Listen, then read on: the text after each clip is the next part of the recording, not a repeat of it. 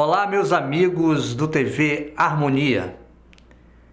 Agora nós vamos falar sobre resiliência, os caminhos para a resiliência. Eu quero antes contar uma história. Eu não sei se vocês já perceberam, quando existe uma grande tempestade, algumas árvores frondosas acabam caindo. Por mais grande que elas sejam, por maior que elas sejam, elas não resistem à força dos ventos e são derrubadas. Às vezes são arrancadas pelo tronco, às vezes se partem ao meio. E também, eu não sei se vocês já perceberam, quando isso ocorre num bambuzal. Os bambus, quando recebem um vento muito forte, eles se envergam, e depois, quando o vento passa, eles voltam ao seu estado original. As árvores frondosas, elas não são resilientes. Os bambus, sim, são resilientes, flexíveis. Eles conseguem se adaptar a um estado diferente, a um clima diferente, a um vento muito forte, às coisas ruins que acontecem. A resiliência é mais ou menos isso. Nós pegamos emprestado esse termo da física. Na física, a resiliência significa a capacidade que alguns materiais têm de, depois de serem submetidos a um estado diferente do normal, a muito calor, a muito frio ou muita pressão, eles retornarem ao seu estado original.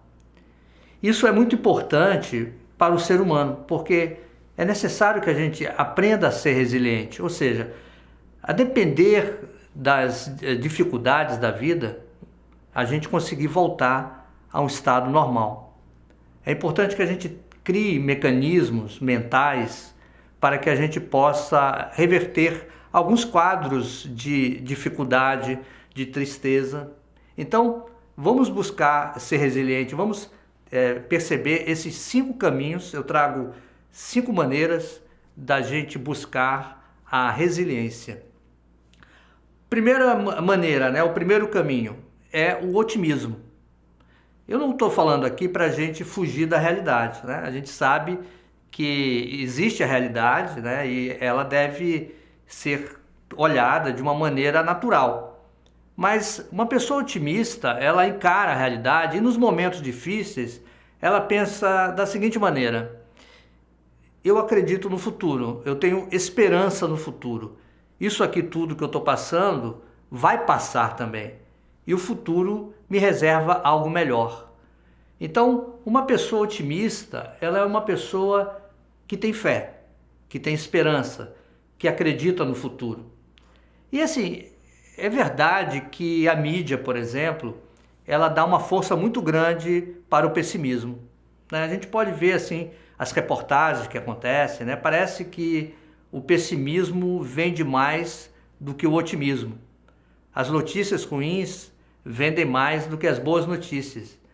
E o nosso mundo está cheio de boa notícia, Por exemplo, a expectativa de vida tem aumentado muito nos últimos anos. No início da década de 60, vivíamos, isso eu estou falando do mundo de uma maneira geral, Nós vivíamos cerca de 50 e poucos anos. Hoje em dia, a expectativa de vida no mundo está acima de 70, ou seja, cresceu mais de 20 anos nessas décadas. Isso é uma ótima notícia e a gente apenas vê coisas ruins, Então, existem uma série de motivos. Se a gente for olhar para a vida com um olhar otimista, existe uma série de motivos e de motivações para a gente buscar esse otimismo. Então, é necessário que a gente vigie a maneira como nós olhamos para a vida, que a gente possa ser otimista o tempo todo, sem querer deixar de lado a realidade, A gente precisa viver na realidade, mas tendo esperança na vida, sendo mais otimista. Existe, é claro, dificuldades, e as dificuldades elas podem ser superadas com o otimismo. Vamos buscar ser mais otimista. Então esse é o primeiro passo, desse caminho para a resiliência. E qual é o segundo passo? O segundo passo significa a nossa administração das emoções. Eu acho que vocês já devem ter ouvido falar sobre inteligência emocional. A inteligência emocional é a capacidade que nós temos de administrar as nossas emoções, de perceber a emoção na gente no momento que ela acontece, no momento, por exemplo, de uma interação com o outro, de um relacionamento com o outro. E perceber também no outro as emoções que também estão contidas nele. Essa administração da emoção é algo muito importante, porque a gente não fica preso às emoções. Quando a gente fica preso, a gente vira refém das emoções, a gente acaba deixando a nossa vida na mão das circunstâncias. Às vezes na mão de um relacionamento desgastado, às vezes na mão de um chefe impaciente, de um cliente que não é muito legal. Então é importante que a gente busque esse controle da emoção. Como é que a gente busca isso? É realmente treinando, né? É a gente buscar perceber como é que está sendo a nossa emoção naquele determinado momento. Se alguém me chateou por alguma coisa, o que eu estou sentindo? Estou sentindo tristeza, raiva, o que está acontecendo comigo?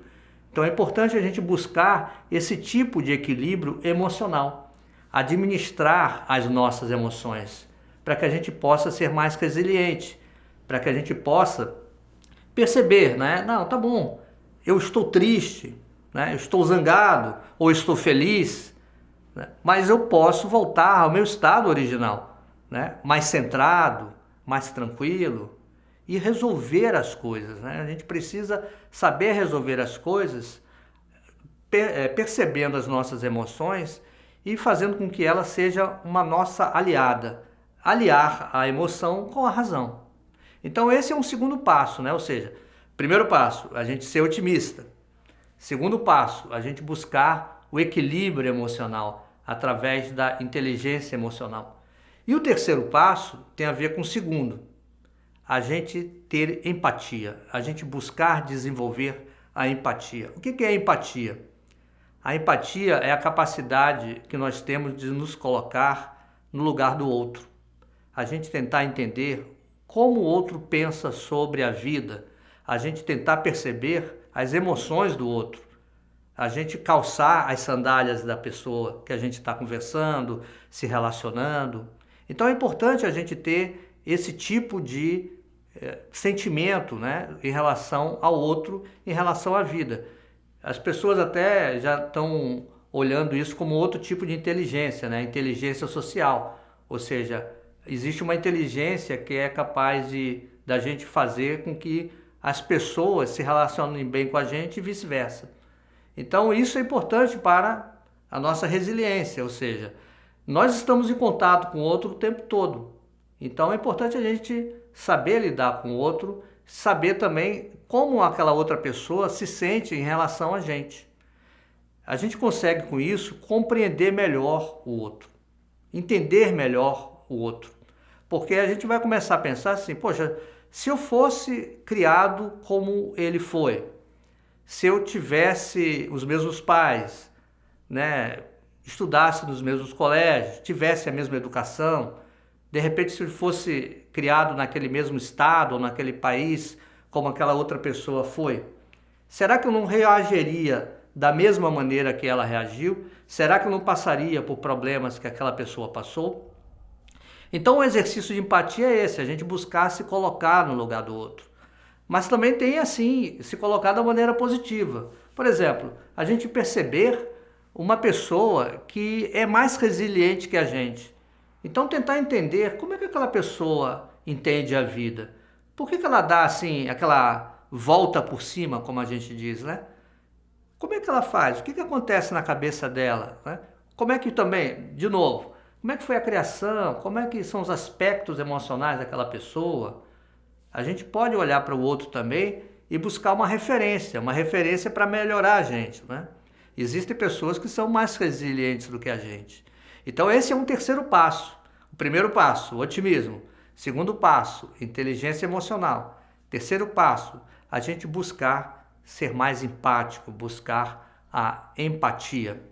Bom, e o quarto passo, ele está diretamente ligado com a resiliência. O quarto passo é a flexibilidade. Nós precisamos aprender a ser flexível. Normalmente a gente confunde e pensa assim que flexibilidade é algo ruim. Algo assim meio, flexibilidade parece Maria vai com as outras, né? Não é, né?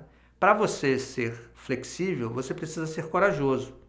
Porque você precisa às vezes deixar de lado certos padrões de comportamento, certas crenças limitantes e buscar reagir de uma maneira mais adequada com a realidade. Eu gosto muito de uma frase que diz assim: eu não sei se eu posso controlar o vento, mas eu posso ajustar as velas. Quem já pilotou um barco à vela sabe o que eu quero dizer. Às vezes você não consegue administrar o tempo, o vento, mas você pode ali pegar a vela e tentar fazer um ajuste fino e captar o máximo do vento para você poder seguir ali com a embarcação. É mais ou menos assim que a gente deve se perceber em relação à vida.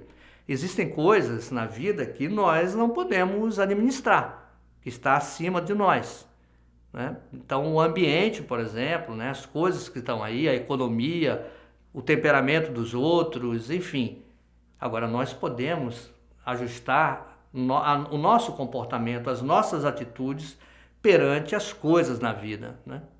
Lembrando a máxima da evolução das espécies, né? Da teoria da evolução das espécies, que o ser vivo que deu continuidade, que mais evoluiu, que conseguiu vencer nas etapas da evolução, não é aquele ser nem o mais inteligente e nem o mais forte. É sobretudo aquele ser que melhor se adapta às mudanças. Então, ser flexível é saber se adaptar às mudanças.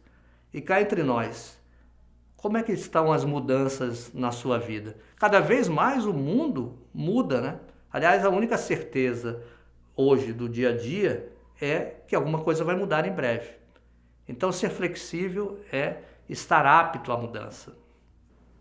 Bom, já falamos sobre 4 passos para o caminho da resiliência. Agora vamos falar sobre o 5º passo, que é sobre a gente ter uma visão espiritual da vida. E quando eu falo visão espiritual, eu não estou aqui querendo dizer que é para a gente ter uma experiência mística, religiosa, não é nada disso. Se você quiser ter, ótimo, né? Mas a minha dica aqui em relação a ter uma visão espiritual da vida é a gente entender a vida de uma maneira mais geral, mais holística.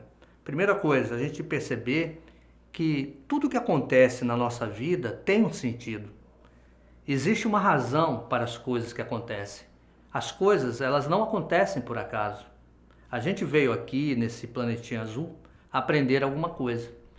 E a gente não veio aqui para sofrer. Também a gente não veio aqui participar de um grande blá blá blá, de uma grande festa. A gente veio aqui para aprender coisas. Se algo não está bem na nossa vida, a gente deve fazer uma pergunta à vida. O que é que eu preciso aprender nesse momento? A vida vai te responder, né? Tenha fé, tenha otimismo, né? A vida vai responder a você. O que está acontecendo, né, com essa dificuldade? O que eu preciso aprender nesse momento? Existem momentos difíceis mesmo. E qual é a lição que a gente deve aprender desse momento? É importante que a gente tenha esse tipo de atitude, que é uma atitude mais proativa em relação às coisas que aconteceram. A gente para com aquele esquema de ficar culpando o universo, culpando Deus pelas coisas que acontecem na nossa vida. Então, uma postura mais proativa, com um tipo de pergunta assim, o que eu preciso aprender, é algo que vai servir como lição para a gente, como um aprendizado, né? Então, quando a gente passa por esse aprendizado, a gente começa a ser mais resiliente. Então, é preciso a gente entender esse caminho. E também uma outra coisa em relação a essa visão espiritual da vida é que as coisas estão interligadas, estão conectadas. Existe um sentido maior, existe um plano maior para todas as coisas que acontecem. A gente precisa ter esse tipo de entendimento, né? Onde é que eu estou posicionado nessas coisas da vida? Qual é o plano maior para isso tudo? E também a gente perceber que existem pessoas encarnadas e desencarnadas torcendo por a gente, né? É importante que a gente tenha esse tipo de percepção. Vamos nos sintonizar com os bons espíritos, com a espiritualidade superior e com Deus que habita dentro de nós, né? Nós somos seres divinos. Quando a gente pensar sobre isso, vamos perceber que nós temos a divindade dentro de nós, somos um ser divino e as coisas que acontecem no universo estão ali para fazer o seu crescimento pessoal. Então, cada vez mais, vamos buscar ser um ser resiliente e ter uma vida mais plena.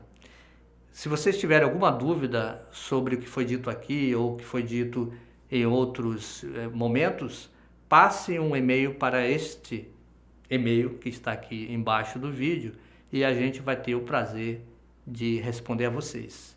Muito obrigado e até a próxima.